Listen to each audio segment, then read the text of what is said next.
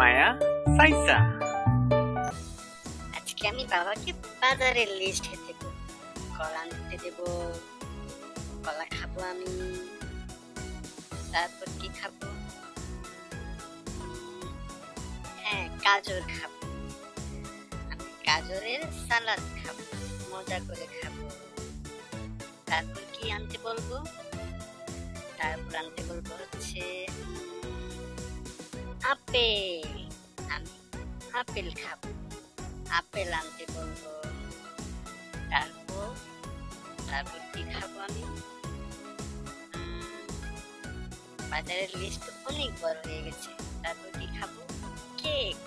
আমি কেক খাবো, কেক আনতে বলবো। তারপর কি খাবো? আরেকটা বলি, আরেকটা হ্যাঁ, মিষ্টি আলু। মিষ্টি আলু খেতে খুব পছন্দ করি আমি। না, থাক, আজকে এটুকু এলো কিন্তু বাবা।